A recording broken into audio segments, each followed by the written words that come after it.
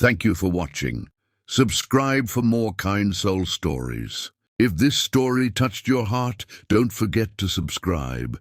Spread kindness, share love. It was a chilly evening in New York City when Maria, a tired single mom, left her shift at the small diner she worked in. She wrapped her worn-out coat tighter around herself, the wind biting at her cheeks. Her mind was already racing with the bills stacked on her kitchen counter and the fact that her son, Ethan, needed new shoes for school. She sighed, crossing the busy street toward the subway entrance. Just as she reached the corner, she noticed a man in a sharp suit stumble near a bench. At first, she thought he might be drunk, but when she looked closer, his face was pale, his hand clutched his chest, and sweat poured down his forehead. Her heart skipped. Without hesitation, Maria dropped her purse and rushed to him. "Sir, are you okay? Can you hear me?" she asked, her voice trembling but firm. He gasped, his breath shallow, unable to respond. The panic in his eyes told her everything. He was in trouble. People walked past, some glancing, others ignoring completely, too busy with their own lives. But Maria didn't hesitate. She shouted for help, waving her arms. "Somebody call 911. He's having a heart attack." Kneeling beside him, she tried to keep him awake. "Stay with me, please. Help is coming." She remembered the CPR training she had once taken years ago when Ethan was a baby. Pressing her hands over his chest, she began compressions, counting steadily, her tears threatening to fall. The sound of sirens grew closer, but in that moment, Maria only focused on the stranger's fading strength beneath her hands. She whispered urgently, "You're not dying tonight, not on my watch." A crowd finally gathered, murmuring in shock, but Maria remained steady. Her entire world narrowed down to saving this one man's life. The shrill sirens cut through the night as an ambulance pulled up to the curb. Paramedics rushed out with a stretcher, their voices firm and practiced. Maria quickly moved aside but didn't leave. Her hands shook, her palms still pressed with the memory of compressions. He's mid-40s, chest pains, unresponsive for a moment, but regained consciousness, she said quickly, almost out of breath. One of the medics gave her a surprised look, impressed she had acted so fast. The man groaned faintly as they lifted him onto the stretcher. His eyes fluttered open for a second, catching Maria's worried gaze. His lips moved, trying to say something, but the oxygen mask muffled his voice. Still, Maria felt the weight of his look, grateful, desperate, almost pleading for her not to leave. "Ma'am, are you a relative?" a paramedic asked. Maria shook her head. "No, I just found him like this. I couldn't leave him." The medic hesitated, then nodded. "You should come with us. He's stable for now, but it looks like you saved his life. If he wakes up, he might need a familiar face." Maria glanced at her phone. Ethan would be at home with the neighbor, who often watched him when Maria worked late shifts. She whispered a quick prayer for her boy's patience tonight, then climbed into the ambulance. The ride was bumpy, the city lights flashing through the windows. Maria sat on the narrow bench inside, her hands gripping the metal rail. The man's expensive watch and tailored suit caught her eye now, but none of it mattered. He looked so fragile, so human. She leaned forward slightly, speaking softly near his ear. "You're going to be okay, just hold on." The heart monitor beeped steadily, filling the silence. The paramedics worked quickly, checking his vitals, adjusting IV lines. Maria stayed quiet, but inside her chest, her heart pounded. She didn't know who this man was, or why fate had placed her here tonight, but something told her their lives had just intertwined in a way she couldn't yet understand. The ambulance screeched to a halt in front of St. Luke's Hospital in Manhattan. The back doors flung open, and the paramedics wheeled the man out, their voices firm and quick as they called out his condition. Maria jumped down from the vehicle, her legs unsteady, but she followed close behind as they pushed the stretcher through the automatic glass doors. The hospital lobby was a blur of activity, nurses rushing, doctors paging over intercoms, families waiting with anxious faces. Maria pressed her hand to her chest, trying to steady her breathing. For a moment, she wondered if she should slip away, go home to her son, and pretend this night had never happened, but her feet didn't move. Something inside her refused to leave this stranger behind. A nurse stopped her at the emergency room doors. "Ma'am, only medical staff beyond this point." Maria nodded, biting her lip. "I understand. Just, please, can you tell him when he wakes up that he wasn't alone?" The nurse's expression softened. "I'll make sure he knows." Maria sank into one of the hard plastic chairs in the waiting area. The sterile smell of antiseptic filled the air, and the clock on the wall ticked loudly, each second stretching longer than the last.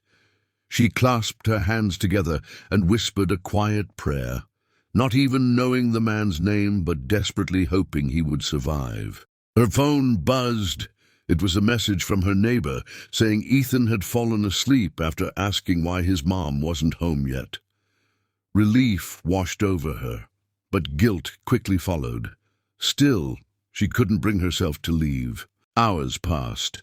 Nurses moved in and out, but no one came to her with news. The thought crossed her mind again. Who was this man? Why did he seem so important?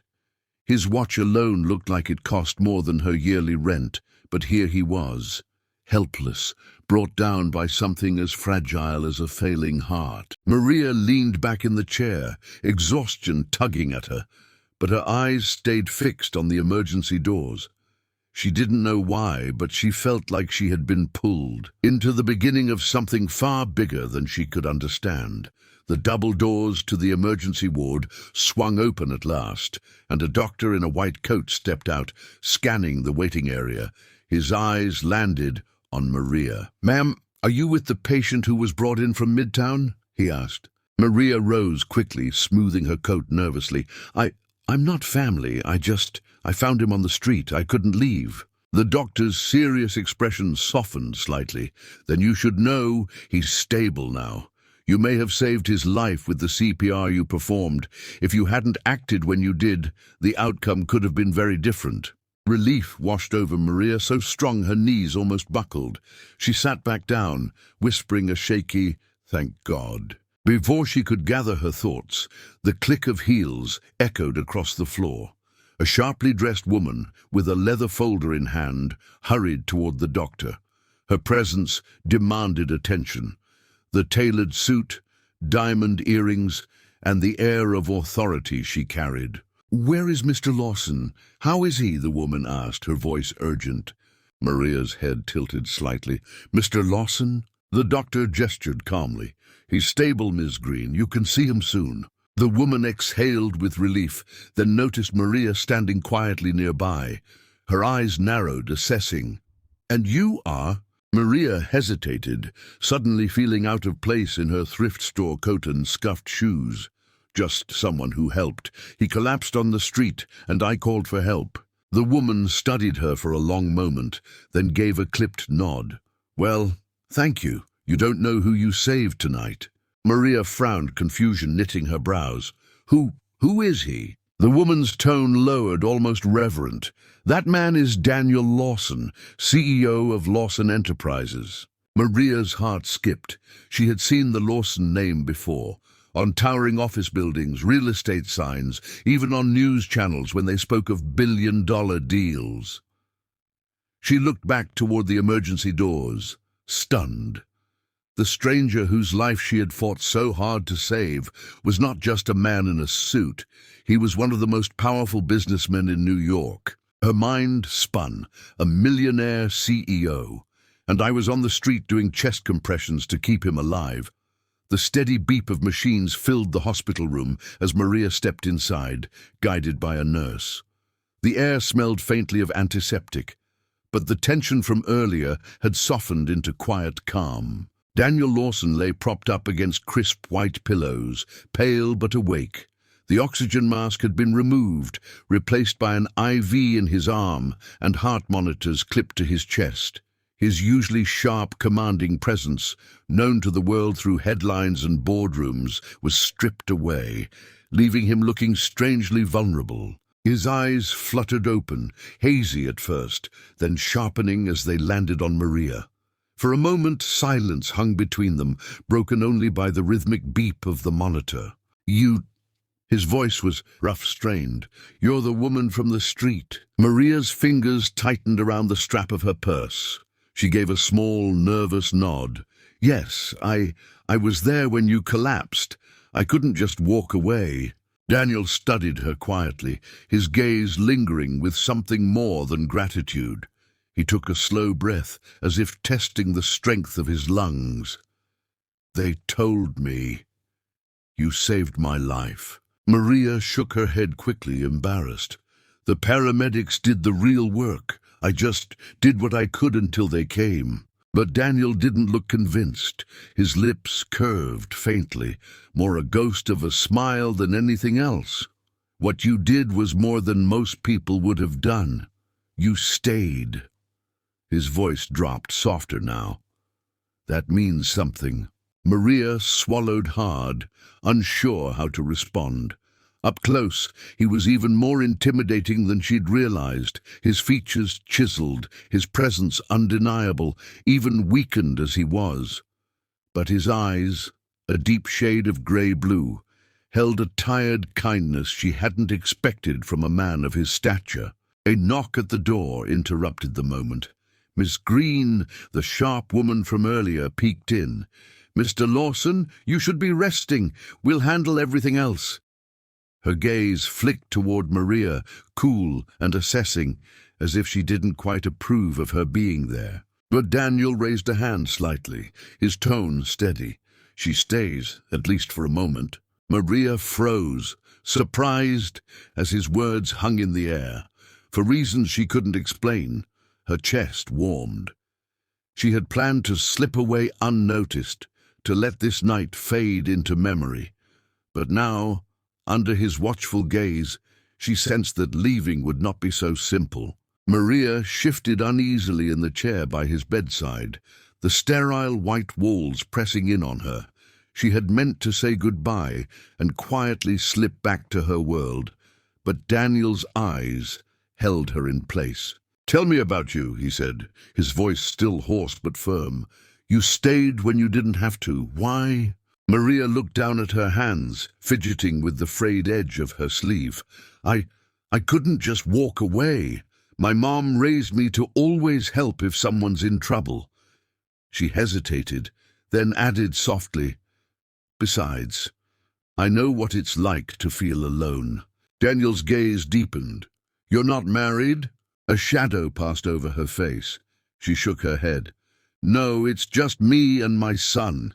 He's 8. Smart, curious, too smart for his own good sometimes." Her lips curved into a small smile, though her eyes shimmered with unspoken struggle. "I work double shifts at the diner to keep us afloat. Life isn't easy, but he's worth everything." Silence lingered, broken only by the faint hum of machines. Daniel studied her with an intensity that made her chest tighten. He had spent years surrounded by people who wanted something from him, employees, investors, strangers who admired his wealth. But here was a woman who had no idea who he was when she pressed her hands to his chest and fought for his life. "You saved me," he said slowly, as if realizing it fully for the first time. "And you don't even know who I am." Maria looked up at him, her expression plain, almost tired. "I don't need to know. You're a man who needed help. That's all that mattered." For a long moment, Daniel simply stared at her, his heart monitor keeping its steady rhythm. Then, for the first time in years, a genuine smile softened his face. "Maria," he murmured, as if testing the sound of her name after asking a nurse for it earlier. I think fate just gave me a second chance, and not just at life. Maria's breath caught. She didn't understand what he meant, not yet, but the weight of his words settled in her chest, warm and heavy. She stood, brushing at her coat. "You should rest. I'll be going now." But as she turned toward the door, his voice stopped her. "Please, come back tomorrow." She froze, her hand hovering over the doorknob. Something in his tone, sincere, almost vulnerable, made it impossible to refuse. Slowly she nodded, then slipped out into the hallway, her heart racing. Neither of them knew it yet, but this night was not an ending. It was the beginning of a story neither had been searching for, but both desperately needed.